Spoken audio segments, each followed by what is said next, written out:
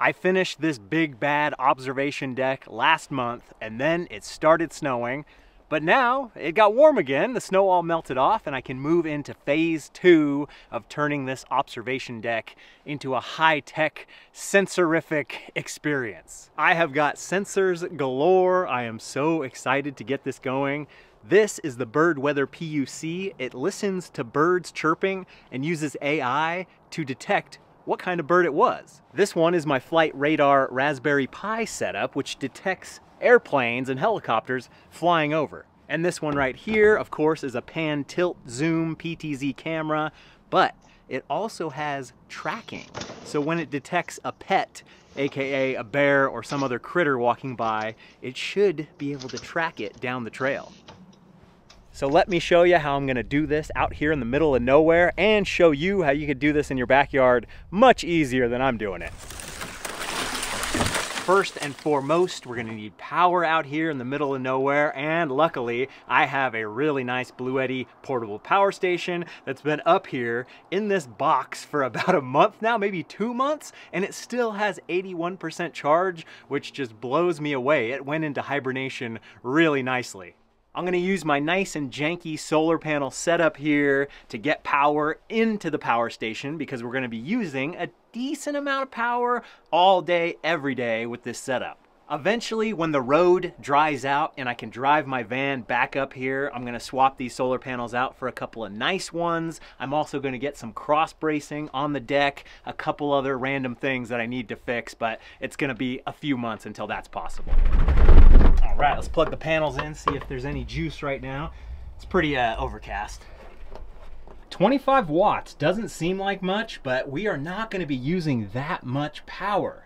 If I could run this camera off of USB instead of plugging it into a normal outlet like this, it would save a lot of power. I really wish this was like a USB-C, but it's not, and I have 2 of these. It might be a little overkill, but man, so many times on our game cameras, a critter will just run by and you only get half a second of footage. So maybe with 2 cameras and with the tracking, we'll get a lot better footage out of this. All the other devices, including my Wi-Fi hotspot, run off of USB. So I think I've got the power situation all figured out. Time will tell. Now we need to get these devices connected to Wi-Fi or Ethernet. They need to get internet somehow. And I'm using the Netgear Nighthawk M6 Wi-Fi router hotspot. Expensive, but it is the right tool for the job out here because I do not have a sprawling Wi-Fi network quite yet. We rely on cell phone coverage, cellular service to actually get internet out here. I use Google Fi for cell service out here that then gets transmuted into Wi-Fi using those little Netgear Nighthawk routers. I have one down in the well house which hooks into the weather station, which is endlessly interesting to me, whether I'm at home checking the weather or here checking the weather. It's always nice to know what the actual temperature is, and last week it was like 3 degrees. It also helps me keep an eye on my solar power inverter system with the battery that still needs quite a bit of work before I'm up and running full speed. But the good news is it doesn't take much for me to get up and running full speed because I've got Element in my water bottle. It's the best electrolyte drink in the business and the fine sponsor of today's video. It is a lot easier to get dehydrated in colder temperatures. You just don't feel thirsty as much until it's way too late and you've already got that headache coming on. When I feel that, I reach for a pack of Element, dump it in my bottle, shake it up, and make sure I drink the whole thing. Element is 0 sugar stevia, sweetened, fantastic tasting, and extra salty. The Element thesis is out with sugar and in with salt. They believe that most people, especially active people that get out and sweat a lot, need more salt in their diet, not less, to perform their best. I have tried them all over the years, and finally Element is the first electrolyte drink that tastes amazing, doesn't have a pound of sugar, keeps me juiced up but doesn't make me all jittery, and doesn't mess with my stomach. The Element mission is to restore health through hydration. If you try it, I really think you're gonna like it. For some people, 1 full pack of Element in a water bottle is a bit too much. You can always do half a pack. You can get 2 water bottles for the price of 1 if you do that. But for me, I always go full on, full pack in every water bottle. But if you try that and you just don't like it, no problem. Element has a 0 questions asked return policy. They are that confident in their product. And I am too, because Element's been with me on every single mountain bike ride I've done over the past 1.5 years now. And if you're more of a hot drink person, Element has a brand new chocolate medley box that has 10 packs each of chocolate raspberry, chocolate chai, and chocolate mint. You can mix these packs into your coffee, hot milk, or bake it into a dessert. The possibilities are endless. And right now, with any order, Element is going to send you a free sample pack. It has 8 single serving packets with 8 different flavors. You can try out every single one. Right now, I'm enjoying the dignified refinement of citrus salt the best. Head on over to drinkelement.com/BKXC to get this offer. It's only available through my link, drinklmnt.com/BKXC. The cell service up here is phenomenal. We are at 5-6 bars, 5G. It's great, but this device has been so finicky for me. It turns off, it turns on. It says, hey, no SIM card connected. I messed with this last night for hours before I got it going. And now I'm expecting to just put it inside of a plastic bin and let it sit up here for months at a time. I don't know. But despite the hardware problems of this device, it's pretty neat how this works. You just go on the Google Fi website and you say, hey, I need to add a data-only SIM card. So I have a SIM card in here, I have a SIM card down in the well house, and I have a SIM card inside my Reolink PTZ camera that kind of watches over the shred quarters. I think they send you the SIM cards for free or maybe 10 bucks, and I don't know if there's a limit on how many SIM cards you can have. It's more about the limit on how much data you end up using. So let's get all these doohickeys up and running one piece at a time. I'll talk about each of them and get them mounted here in whatever spot works best. So I have to keep in mind that everything I mount up has to be cable connected to have power, so it can't be too far from the home base station. And this yellow and black bin has done pretty good up here over the past couple months, but I am gonna swap it out for a deck box that is down below already, but I need to take out a bunch of heavy stuff, and I'm putting that off. That'll be later. And I also need to make sure I get a good angle for the microphones on these things so they pick up the birds. I hear the birds chirping. I need to get this thing going. I'll have a link in the description with all the various stuff, including these little mounts that are pretty nice. This is just a normal 1/4 inch tripod mount on the bottom of this. All right, let's power up the first device. And I already went ahead and set up the Wi-Fi network and all that, so should be able to connect very quickly. Nope. There we go. Much better. So this little self-contained device is pretty cool because, like I said, it can detect bird chirpings, and already it's detected 5 different species up here today. We've got a Townsend solitaire, a red-breasted nuthatch, the golden-crowned kinglet, a green-winged teal, and Anna's hummingbird. You can also click on it and it'll play back the recording. Right now it just sounds like me moving stuff around, but maybe it actually caught the hummingbird in the background. It's also very cool that it has a temperature monitor, which is way higher than it should be. It says it's 47 degrees. It feels way colder than that. Humidity, pressure, air quality index, which is pretty neat too. EVOC, like volatility, volatile organic compound, something like that. And ECO2, no idea what that is. And best of all, this data is all public. It's on the bird weather map. So if you just Google bird weather Everstoke, this station should pop up. If you ever want to check on what birds are flying around here, what the temperature is, all that stuff. And eventually, I'm hoping to hook into all the little APIs so I can make the Everstoke website actually have current temperature at Solshine Point and current temperature at the well house, all that stuff. Further down the road. Oh yeah, I forgot to mention, you can actually build something similar to the Bird Weather PUC with a Raspberry Pi and a USB microphone using the BirdNet Pi software. Let's move on to our next one here, Flight Radar. This is a Raspberry Pi flashed with whatever software they have on the website. And then I have this little USB dongle that allows you to plug in an ADS-B antenna, which is what actually senses the helicopters and the planes flying over. All of that is like public information to make sure helicopters and planes don't run into each other. So it actually grabs it, puts it in, and then uploads it to the Flight Radar website. Back home, I constantly have planes and helicopters flying over my house, and I am always interested to see where they're going, where they've been. It is the coolest thing in the world to me to have the Flight Radar app when I see a big jumbo jet flying over my house and I hold it up and it has the augmented reality and it says, oh, this flight took off from Tokyo 11 hours ago and it's heading to San Francisco. That is just so cool. So the thing is, to actually make that app work, there has to be a bunch of people running these antennas. And in big populated city areas, there's tons of them. And when a plane is at 40,000 feet, it only takes a couple sensors to see it. But when helicopters and airplanes would fly over Everstoke very low, I would never be able to see on the Flight Radar app who they were, where they're going, what's going on. But once I turn on this Raspberry Pi device, I'll actually get to see who they are, where they're going, and it will add to the network of Flight Radar, which is really nice because they give you a free business subscription, which is worth $450 a month. I think they just really want everyone in the world to add a couple of these onto their system so it makes their whole website work a lot better. And this one actually runs through Ethernet, not Wi-Fi, so I can just plug it right into the hotspot and it works. I hear a plane. Let's see if we can see it. American Airlines, Dallas Fort Worth to Shanghai. Let's see if I can get the AR going. And then you can click on it and get all the details, like what kind of altitude.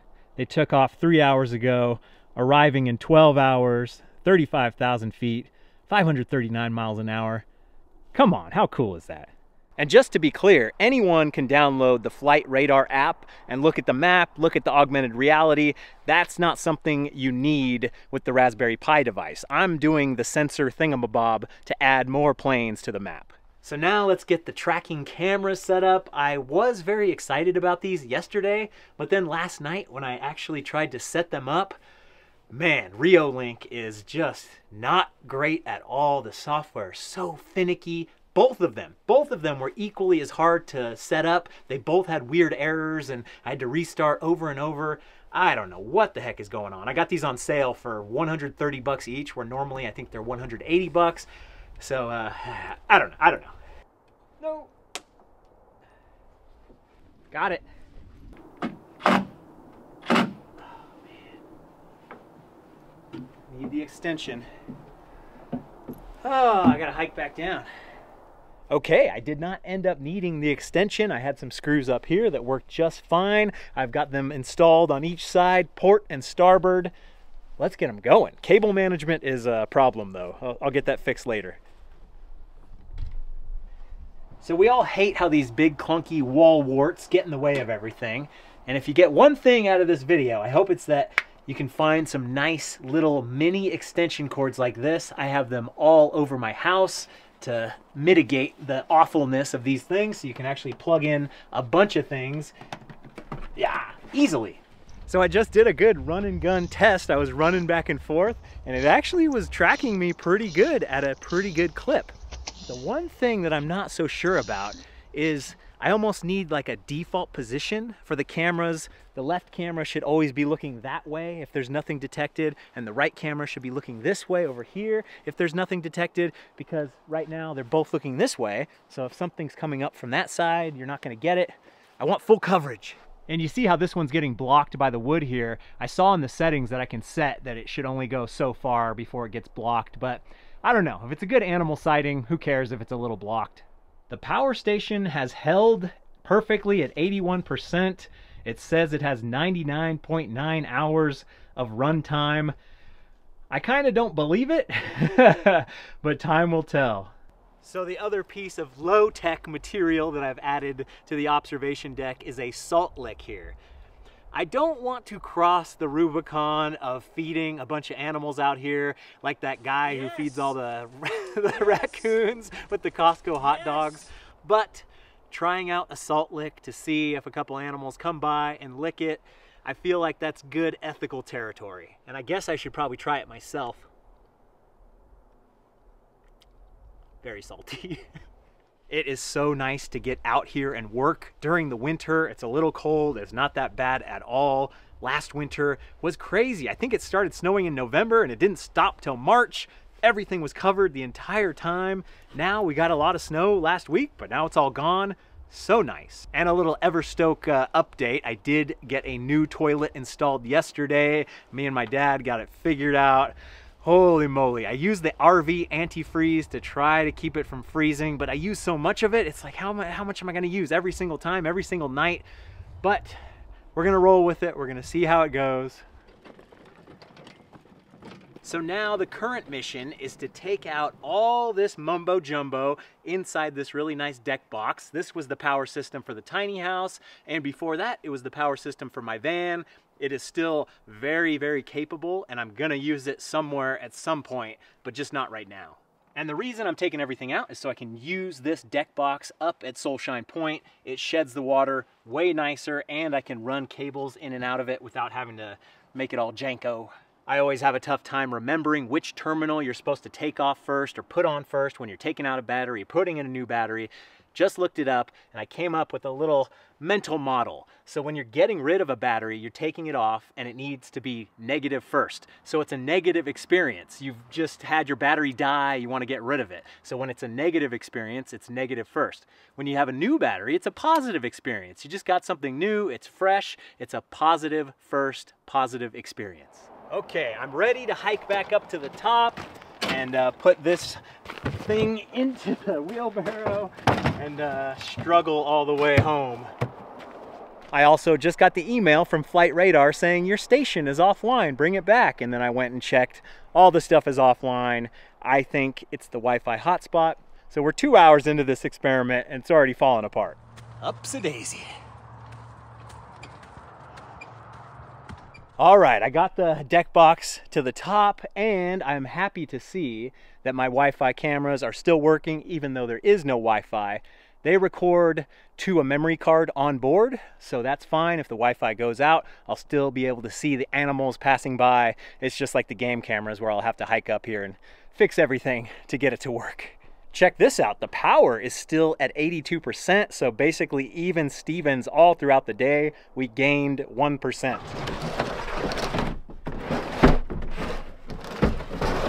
Oh yeah, that's the right tool for the job.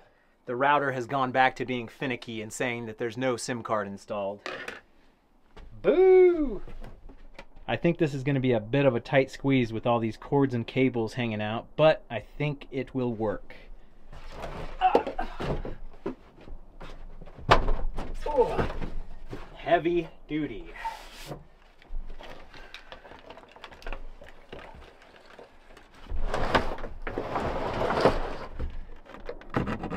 Making a little modification for cable management with my really nice Leatherman Arc. Holy moly, I've had a couple different Leathermans over the years and they've lasted me pretty good, but this thing is nice. Oh yeah, much nicer.